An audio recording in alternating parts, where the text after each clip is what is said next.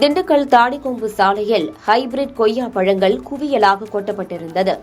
இதை அந்த வழியாக செல்லும் மக்கள் எந்த காரணத்திற்காக பழங்கள் கொட்டப்பட்டது என்று தெரியாமல் அள்ளி சென்றனர். இந்த பழங்கள் ஏன் அங்கு கொட்டப்பட்டது, உணவு பாதுகாப்புத்துறை அதிகாரி சொன்ன தகவல் என்ன என்பது குறித்து விரிவாக இந்த வீடியோவில் பார்க்கலாம்.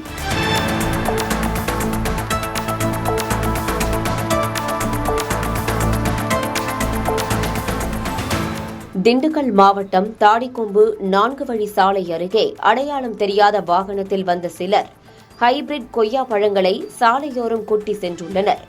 இதனை கண்ட சாலையோரம் செல்லும் மக்கள் உடனடியாக அந்த கொய்யா பழங்களை அள்ளி சென்றனர். அது மட்டுமல்லாமல் அங்கு மேய்ந்து கொண்டிருந்த ஆடுகளும் அந்த கொய்யா பழங்களை சாப்பிட்டன.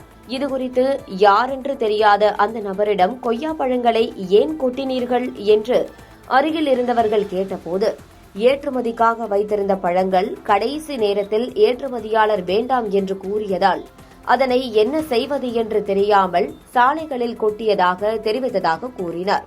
இப்படி குவியலாக கொட்டப்பட்டிருக்கும் கொய்யா பழங்களை தற்போது இப்பகுதி வழியாக செல்லும் மக்கள் தங்களது வீட்டிற்கு எடுத்து செல்லுகின்றனர்.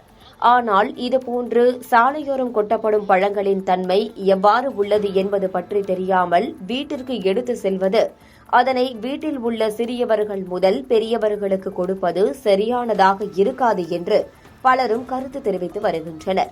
இதுகுறித்து திண்டுக்கல் மாவட்ட உணவு பாதுகாப்புத்துறை அதிகாரி கலைவாணியிடம் விளக்கம் கேட்டபோது, இதுபோன்ற உணவுப் பொருட்களை சாலையில் கொட்டி செல்லக்கூடாது என்றும், அப்படி சாலையில் கொட்டப்பட்டுள்ள உணவுப் பொருட்களை பொதுமக்கள் வீட்டிற்கு எடுத்து செல்லக்கூடாது என்றும் தெரிவித்தார்.